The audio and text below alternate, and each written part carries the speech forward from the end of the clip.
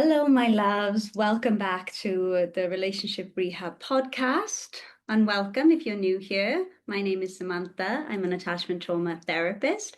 And on this podcast, we talk all things breakups, relationships, love, dating, attachment styles, spirituality, self love, and everything in between. So, welcome into this space. From the time of recording, I am now officially back in Thailand after spending the summer in Wales, and it was such a gorgeous time to spend with my family. But I gotta be honest with you guys, I feel really happy to be back here in Thailand. I cannot put it into words the feeling that I want to describe about this country, about this environment, about what happened internally for me when I arrived back here. It's just, I feel like my best self. That's the only way that I can put it. And if you've been here for a while, you'd know that I have made a home here for myself in Thailand. It's been 10 years now that I have been based here when I made that decision to move here and book that one-way ticket. And I get asked a lot, what brought you to Thailand? Why are you here? And I'm like, huh, how long do you have? Do you want the long story or the short story? And I usually just give the short story, brushing over a lot of what actually brought me here to Thailand. And I thought I would share it with you guys today on today's episode of a very personal, vulnerable story of what actually brought me to Thailand and why I made this decision to uproot my life, burn everything down, and start brand new, like halfway across the world away from my family. It was a big decision, a big, big decision, but one that I absolutely do not regret, one that catapulted my life in a completely different direction, and one that I'll always be thankful for. And I don't think I've gone into detail about the relationship and the breakup before ever on here on the podcast or on my social media. So buckle up, my loves. This is going to be a trip down memory lane.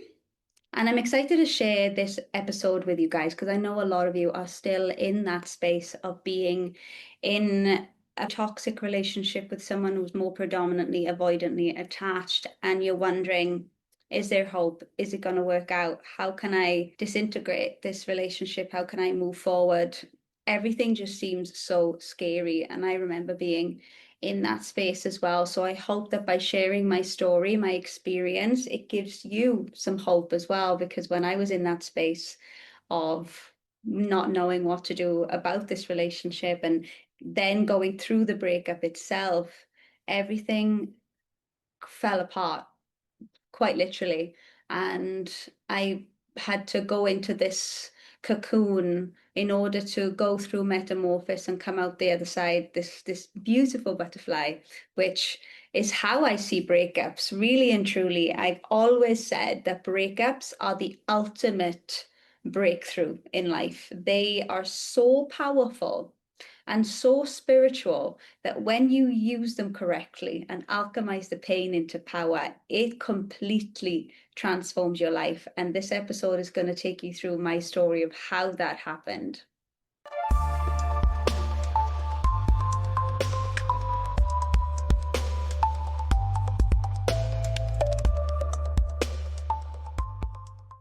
Okay, let's do this. Let's do this together. Whew.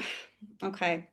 Let me take you back to when I was 15 years old, was when I met this man, this boy, that ultimately became my first love and the relationship that I had for 8 years of my young adult life. So when we met, I mean, typical young love, just completely obsessed with each other, moved very, very quickly. And he lived in another city, and I live in the valleys, I live in the mountains. And as a 16-year-old, it may as well have been on the moon. So I remember I was only able to see him on the weekends, and my whole world evolved around these trips to see him.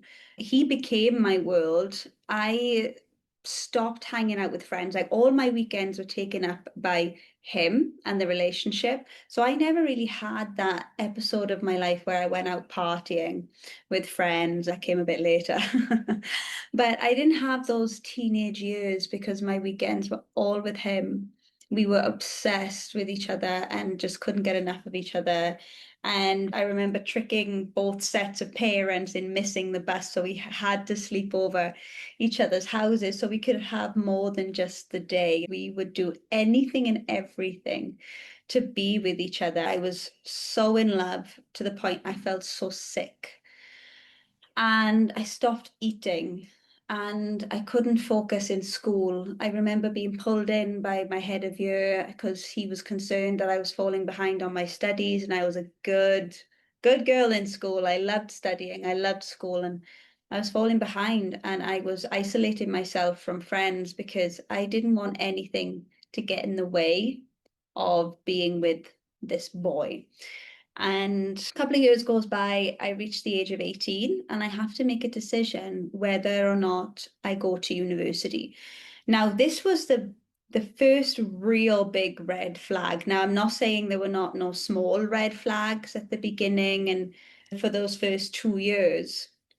But this was the biggest red flag. He was threatened by me wanting to go to university. I had good grades, I studied hard, yet he was quite the opposite. He was a college dropout, musician, and wasn't academic at all. So, me being this academic and wanting to go to university was quite a threat for him.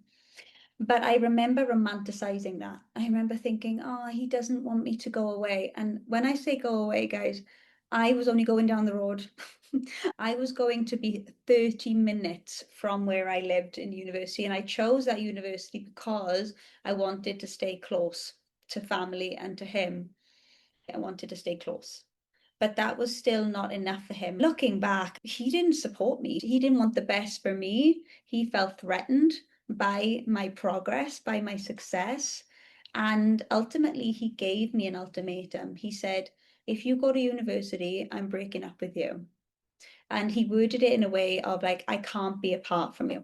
Bear in mind, we were not being together all the time. We were still living in separate cities and only seeing each other on the weekends. That could have continued. I did thankfully chose to go to university because it was the right decision for me. And he broke up with me. And that was the first breakup that we went through out of many over the period of 8 years. And I remember it was so painful. And my first year of uni was just me drinking a lot. I could just wanted to numb the pain. I didn't know how to handle it. I put on a lot of weight because I wasn't looking after myself. I started fooling around with other boys just to not be by myself. I remember not enjoying my own company at all and wanting to just be out and doing things. Thankfully, I loved my degree so much that even I was studying really hard as a way of distracting myself and numbing myself from the pain that I was not able to process. And I see this happening a lot around me where we go through a breakup. And I just want to say age is not a thing here. I mean, it can be, but I'm seeing this with older people in their 30s and 40s as well, where the emotions and the pain that comes up from a breakup is so much too hard to bear that we run away from our emotions in whatever way that we're able to cope, whether it be alcohol, sex, partying, work, exercise. We just move the obsession into something else. Just like we unplug from this and we plug into something else in order to distract ourselves, or we continue to try to plug ourselves back into this person even though they broke up with us and they want to move on, we're still trying to plug ourselves back in somehow. And that was my reality back then as well. And we rekindled about 8 months later.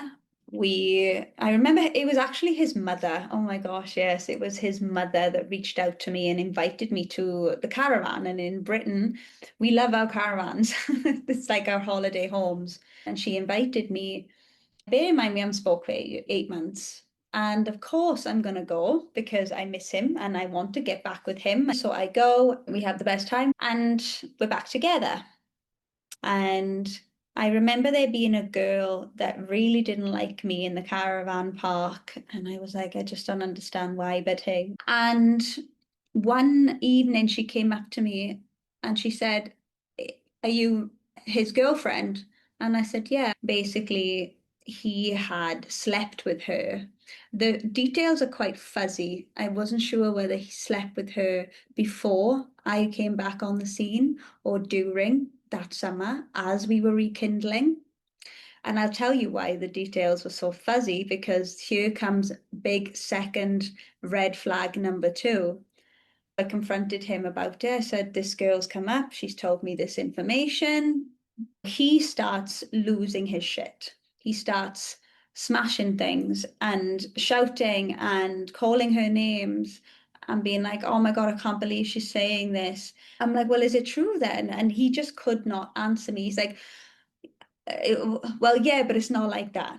He kept deflecting all the time. He ends up having what I can only describe as a meltdown, an emotional meltdown where he's dribbling from the mouth and on the floor. And basically, what he done, he turned it all on himself and had this complete meltdown. And I remember apologizing to him that I had even brought this up, that I had even caused him this pain. And we never talked about it again. Other things that I noticed as the years went by, I would call in sick into work a lot because he would want me to stay home. I would go and do things that he wanted to do, like hang out with his friends and go to F1 racing events that I have absolutely no interest in, rather than things that I enjoyed, because I remember him saying, Well, if you loved me, you come with me. Why don't you want to come with me? Don't you want to have this time with me? And it got so bad to the point where I forgot what I was interested in. I was now interested in the things that he was interested in. We went to the places that he wanted to go and did the things that he wanted to do. One of the biggest incompatibilities that I observe in all my relationships now, because it had such a big impact on me, and it might not sound huge, but it was for me, was that I'm a morning person. I like to get up in the morning. He does not. He stays up all night. He's like gamer, musician, wanted to stay up all night. And I would get up 7, 8 a.m. in the morning, full of beans, wanting to go out, wanting to go hiking or walking. That was my thing. I loved to hike. And he would not get up out of bed. I had no friends at this point. Now, as who I am now, if I had a partner that was not interested in going on early morning walks, wouldn't bother me so much, because I would have established solid friendships and communities for me to go and do that with. But understand that we were completely enmeshed and codependent. And he had to fulfill my every need and every desire and every want. So if I didn't do it with him, I didn't do it at all. I didn't have the confidence back then to do things by myself either, not even go for a walk. And I would just sit around waiting for him to wake up. Quite literally, I would sit around and wait for him to wake up. And then as soon as he woke up, I would be on his case. Okay, what should we do today? Because it's already midday and half the day's gone and I want to do something. And we would just get into arguments that I'm on his back and he needs space. And this dynamic went on for a very long time, where it just got worse and worse, where he became more and more distant and I became more and more clingy and needy and really wanting his love and affection, because I was starving of it. And I had no other source to get that from, didn't know how to get that from myself either. He would take my money as well, because I was making money with my job, and just because I'm just a really great saver. And he would manipulate me in a way to give him money. He needed a part for his drums that cost like £200, which is a lot of money for like a 20-year-old. And I'm like, I don't want to give this money to you. And he would always turn it back that I didn't love him enough if I didn't give him the money. And I didn't love him enough if I wanted to go do something else other than what he wanted to do.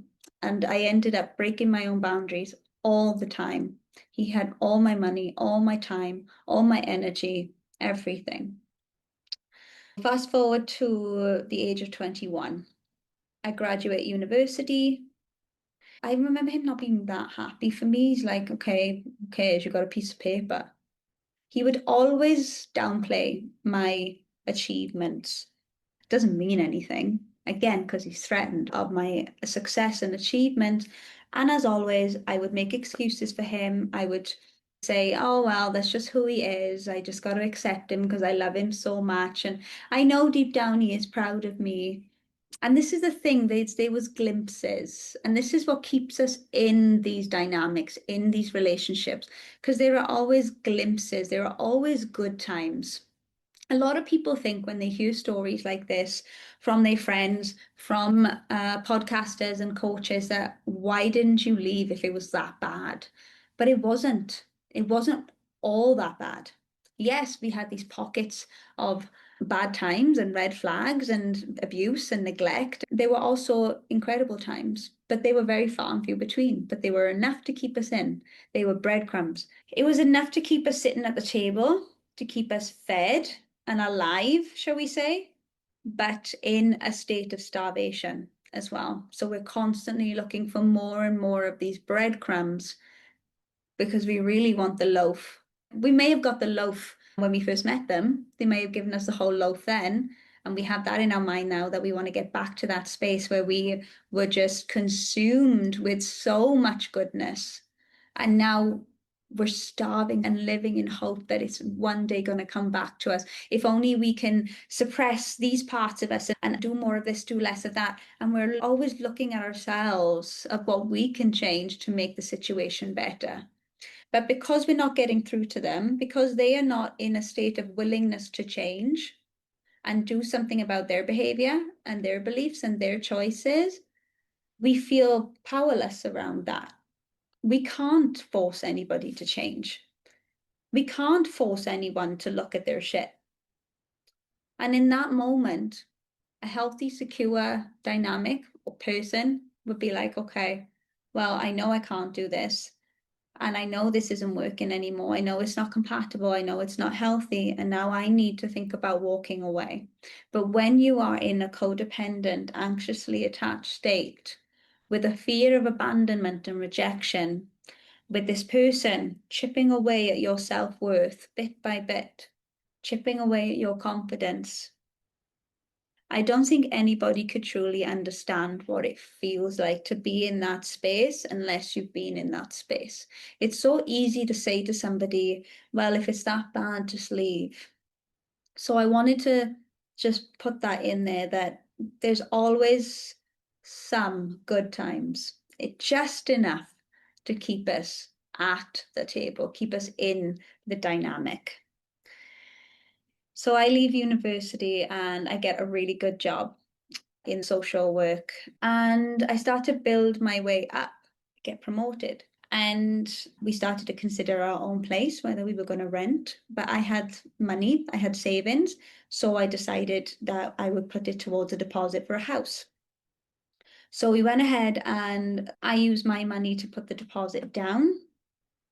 And I had a moment where I said to myself, I think it should just be only my name on the house. I think there was a part of me that already knew that this relationship was going downhill. We were together for 7 years at this point. I already knew that this relationship was going downhill, but I wasn't able to confront it, accept it. I always finding excuses, right? So at that time, I'm thinking, well, if we just get our own place, we'll be fine. We're always thinking that if we only change this, if we only change that, everything will be okay. So the day comes, I go to put the deposit down on the house, and he starts to blackmail me. He says, well, if you don't put my name on the house after being together for 7 years, this is supposed to be our house, our future. If you don't include me in it, then I'm not putting anything towards it. This dude has not got a job at this point.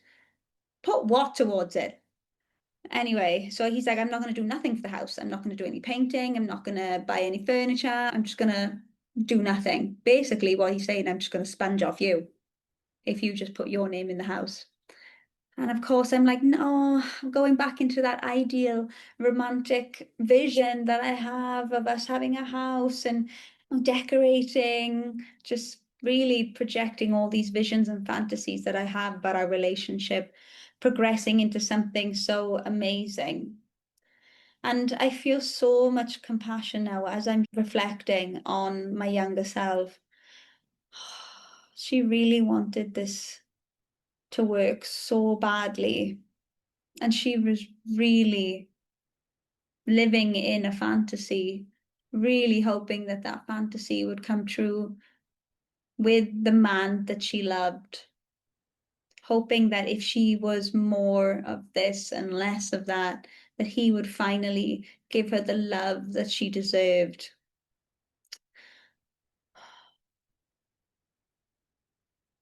So I end up putting his name on the mortgage and it becomes our house. I'm romanticizing this. Okay, if it's my money, it's our money because we're a couple, serious long-term couple, been together 7 years. This is fine. And that was the beginning of our downfall as a couple. As soon as we moved into that house, everything went so downhill. It just basically fell off a cliff. So we move into the house, and I recall him not helping at all. My brothers were helping a lot, moving furniture, helping with deliveries, with painting, tiling. He did nothing. He slept a lot. I remember him being in bed a lot during the mornings and the early afternoons. And then when he'd wake up, he'd be grumpy and moody. He'd have his cigarette outside and a cup of coffee, and then he'd start playing the game. And I was trying to talk to him, but all I got was insults and disrespect. Get off my case. Stop being a effing bitch all the time. Why are you nagging me? You do it yourself. Get your brother to do it. It was all this pushback all the time. But I remember feeling so powerless, I just took it. The next 6 months were probably the saddest 6 months of my life, where I felt so lonely, so worthless, so helpless. I was full of shame that I was in this dynamic with this person who didn't love me, who didn't respect me, who humiliated me, who laughed every time I tried to do something to rekindle the love that we had with each other. I'll give you an example. I dressed up really beautifully one night. I put on a really lovely dress and makeup and candles and music. And at this point, I had got him a job, just casual shift work at the local DIY store. And I cooked a lovely dinner. I'm going to surprise him when he gets home. And I felt really sexy. And even though I felt very insecure about my body and myself, I was making an effort, right? He walks through the door and bursts out laughing. Like, what the F is happening here? What the F is all this? Laughing. I'm I'm standing there with 2 glasses of wine in my hand and I burst out crying. He goes upstairs, he's still laughing, and I just fell to the floor, sobbing, thinking, what is so wrong with me that this person hates me so much? Am I that unlovable? Am I that ugly that I have to be laughed at in this way? I think I remember making a decision to walk away at that point because I'd hit a wall and I'm like, right, that's enough. I'm not putting up with this anymore. I'm going to break up the relationship. But I did it from a very ungrounded space where I'm screaming, shouting, I'm done, I hate you. This out of control behavior because I felt so out of control, because things were so chaotic. And I remember that pain. Oh, so painful. And I would scream through sobs because I couldn't bear to be away from him. I went back to him. And he sat with me. He apologized for laughing and he said he's going to do better. And we had a pretty decent conversation. And again, it instills hope that things are going to be different. He promises things are going to be different this time. And they were for about 2 weeks. And then Christmas rolled around. Again, being a hopeless romantic, I'm full of hope, of love, and fantasy that this is going to be the most incredible Christmas, our first Christmas in our new home. And I love Christmas. Christmas is my favorite holiday. And I was so excited to decorate my home with my partner. We were going to put up the tree together and bake cookies and watch movies and drink mulled wine. Had the hallmark fantasy going in my head. The reality was very, very different. He wouldn't come shopping with me for Christmas decorations. I ended up going alone to get them. I remember wanting to burst out crying in the middle of Wilkinson's. But I was like, no, it's gonna be okay because I'm gonna come back with all these decorations and we're gonna do this together. And I remember posting a lot on social media of how amazing it is to have my own home at Christmas time and how we're going to do this and do that. And I think now looking back, I was trying to compensate for the sadness that I was feeling. I was trying to get some sort of validation from social media by posting pictures, pretending that everything was fine, everything was amazing, and I'm living my best life because I wasn't. So I ended up decorating the house alone. I spent most evenings alone, just trying my best to cope with all of this through exercise, cleaning, pretending, being at his beck and call with anything that he wanted and needed, any kind of crumb that I could get from him. The last straw was Christmas time. My birthday is also 3 days before Christmas. I remember he didn't even get me a card. He didn't even acknowledge that it was my birthday. And I remember my father being absolutely disgusted by that he didn't even get me a card for my birthday. He didn't care. It was my birthday. We didn't do nothing to celebrate. Again, just spent the day crying, feeling like absolute shit. Then Christmas Day rolls around. I spend the morning alone because he's sleeping. And I remember thinking, this is Christmas Day. And here I am on the sofa crying my eyes out because my partner won't get out of bed. He got out of bed, he grunted at me, and we opened our presents in silence. And then we went to his mother's house and we argued the whole way. So much tension between us. And then Christmas night, he refused to come home. He wanted to stay at his mother's house and go see his friends. So I ended up driving home alone and staying in my house alone on Christmas night. And something shifted. There was a part of me that was like, you have just completely ruined my most favorite day of the year. It was almost like this sense of calmness came over me. It wasn't this ungrounded, wailing, painful, gut-wrenching pain anymore. It was more of a, this is done. I will no longer accept this. I'm ready. It was still so painful, but I remember this feeling of bravery and courage of I can do this, I've got this. I no longer tell myself that I've invested so much in this relationship that I got to keep going. I refuse to waste another minute with this man. And I had to get myself to that point where I despised his guts. I had to, because there was no way that I could have walked away from him and still feel love. And I knew that he wasn't going to break up the relationship because, I mean, why would he? He's got a house, he's got someone taking care of all his needs, giving him money, he's doing whatever he wants. He's not happy, but he's not going to break it up, which makes it really hard, right? Because that would have been the easier way. So it was up to me. Boxing Day, I get up in the morning and I remember feeling calm. I was so calm.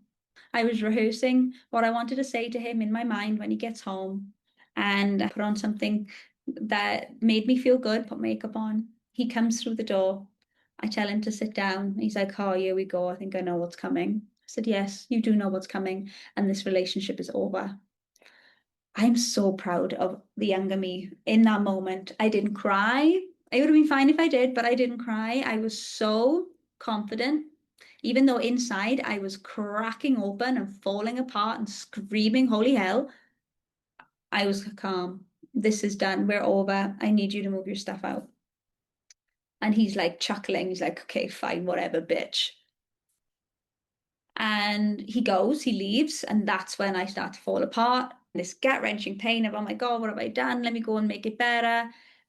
It was like as if I had to chain myself to an oak tree to keep myself away from him. But there was like this little voice telling me, please, please, please do not go back to him. The worst bit is done. You just need to get through this pain. And it was because of the support of my family that I was able to do that. And I was able to stay away. I had no friends. I talked to a therapist a couple of times, but nothing consistent.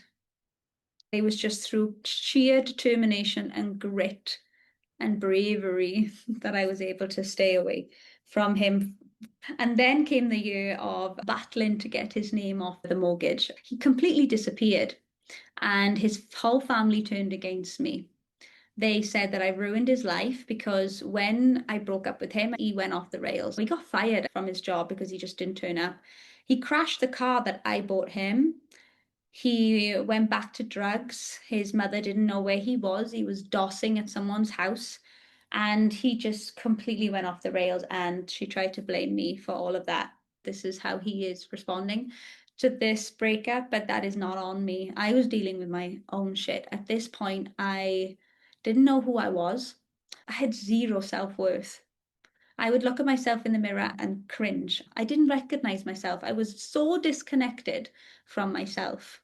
I developed social anxiety where I didn't want to go out. I didn't want to meet people. I remember going to a family wedding and wanting the floor to swallow me up because I was so conscious and aware of myself and what I was saying.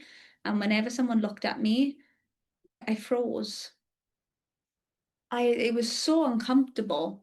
I fell into a depression, had this anxiety, very low self-esteem. And then I started to come into myself a little bit more. Through this, my career, my work was something that I leaned on. This was an area of my life where I did feel my most empowered. I just went all in on my work and did my damned hardest to be the best version of myself in my career. I was starting to become more recognized and appreciated and complimented. Started to make more connections with my coworkers, and I started to feel the light coming back slowly but surely through my coworkers, through my boss, through my work. And then the summer came around and I went to a rock concert with my dad. And I love rock music, and especially with my dad at festivals. And he put me on his shoulders during Aerosmith, one of my favorite bands.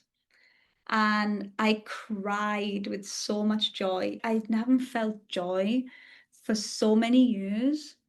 And I felt it. I hadn't felt it for so long. I was euphoric, and time stood still as Steven Tyler was wailing out Dream On, and I'm waving my hand in the air on my dad's shoulders. I just burst open.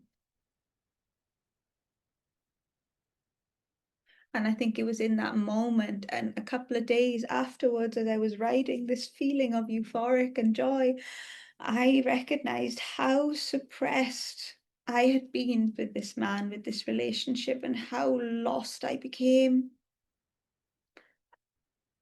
to the point where I just stopped recognizing myself and oh, that was the turning point for me. That was the moment that I started to come alive again in my body and my mind. And I started to use food as a way to nourish myself and to love myself again. I got into cooking and baking and just buying little things for myself because I was working on the sense of worthiness.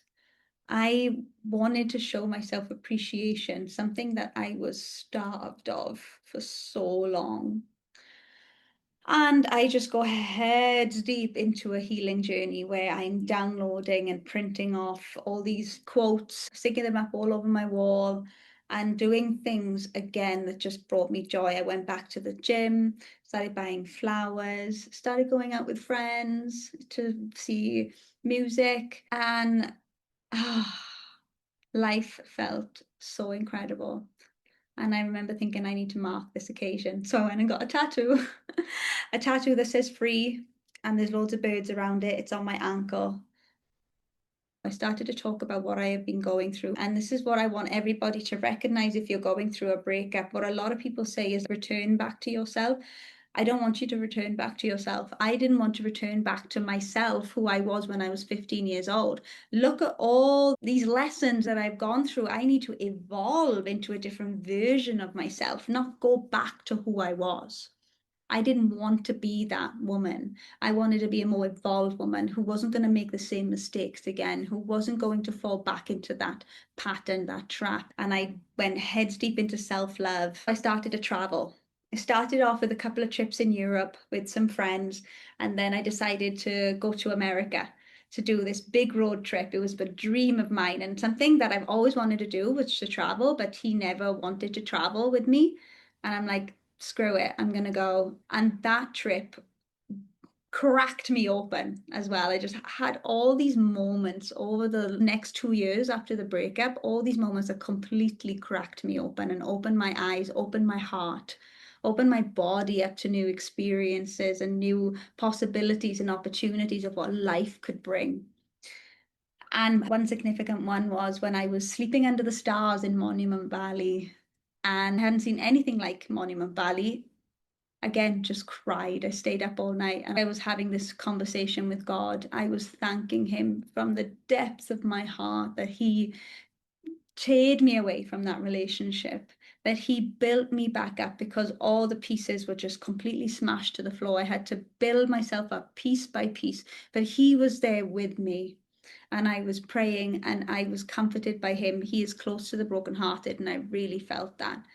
I was full of excitement. I was full of bubbles of what life could bring. And I felt this sense of safety and assurance that God had a plan, that this was not going to be in vain. And I didn't know it at that point, but He said, do not fear.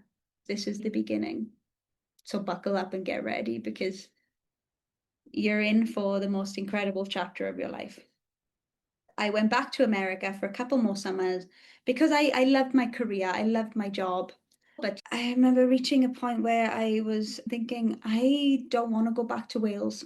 I don't want to go back to my job. I want a completely different life. I've seen a different world now.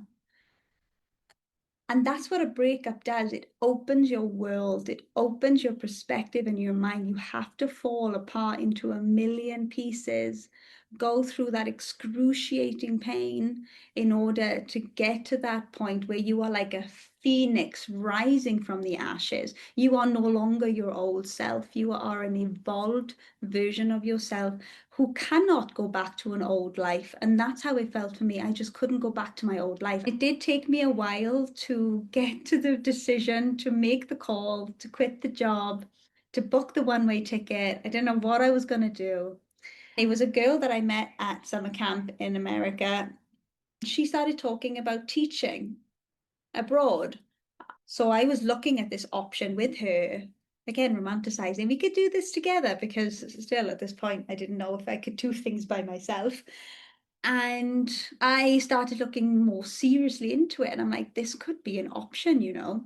This could be my ticket out of here. And I stumbled across teaching in Thailand, and it was just this full body yes. I was talking to my family. They were calling me mad, ridiculous. What a stupid idea. What, you're going to throw everything away just to go and teach for Thailand? What a stupid idea. I was like, no, this is something I need to do. But you've never been to Asia before. How do you know you're going to like it? I don't know if I'm going to like it, but I need to try. I need to just go. It was like something so strong in me. I knew I needed to make this call. And I remember these feelings of absolute fear of shit, what have I done? Oh my God, I've quit my job, I've sold my car, I've booked this ticket. But it was also this feeling of unwavering faith that this is going to be the most incredible chapter of my life. The time came where I went to Thailand, and the rest is history, guys, really, because I haven't looked back since. I trained to be a teacher. I taught for 3 years in Krabi, Bangkok. I had the best time. I had all my other experiences that I've talked about on the podcast, which I won't go into today because I wanted us to just really focus on how I got to that point. I got to that point from going through one of the most painful things, which is not just a normal breakup, let's be honest. It is a complete dismembering of everything you thought to be true about your world. When you're in a codependent relationship, you cannot function without this person. Even though on the surface you're functioning in work, your emotional functioning is what I mean. And you just can't bear to be not with this person. It took me 8 years to get to that point. And I no longer shame myself for that. My timeline was my timeline. And the biggest thing that helped me get there was that support system. This is why I am so passionate about breakups, because I know what's on the other side. Because I know that breakthrough is going to completely change your life in the way that you cannot even imagine in this moment. So moving forward into 2026, I do plan on creating an offering around this type of experience who wants to alchemize their pain and despair from separation, breakup, divorce, and be able to redefine themselves, to be able to redesign their lives. And you don't have to do what I did. You don't have to make these crazy decisions to move halfway across the world. That was my choice. That was my decision. Your journey could look very, very different. What I will say though is shifts do need to be made in order to break out of that comfort zone.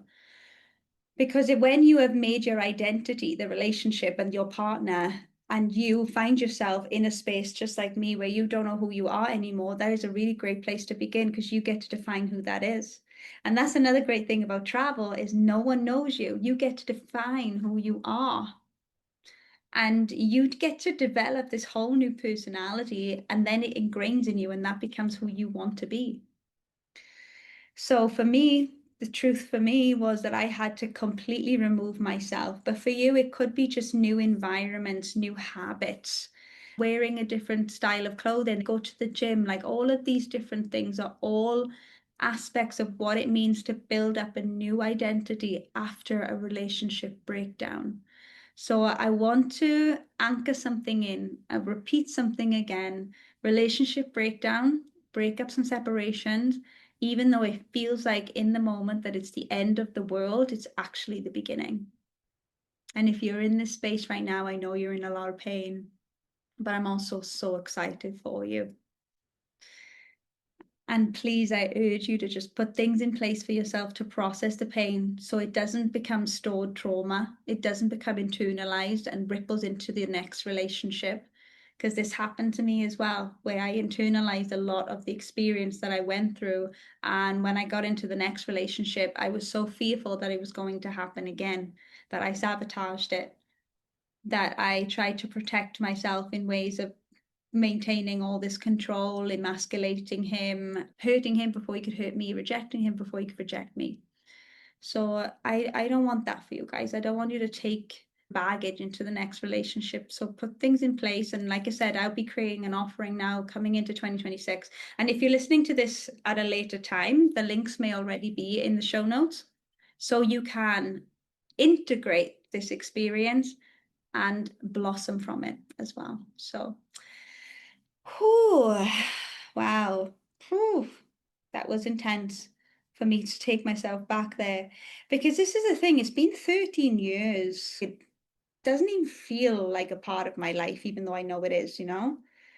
Reflecting on it now, wow. It's like I'm telling someone else's story, even though emotions come up and I'm like, oh my gosh, yes, that did happen. Something I don't think about anymore. Wild.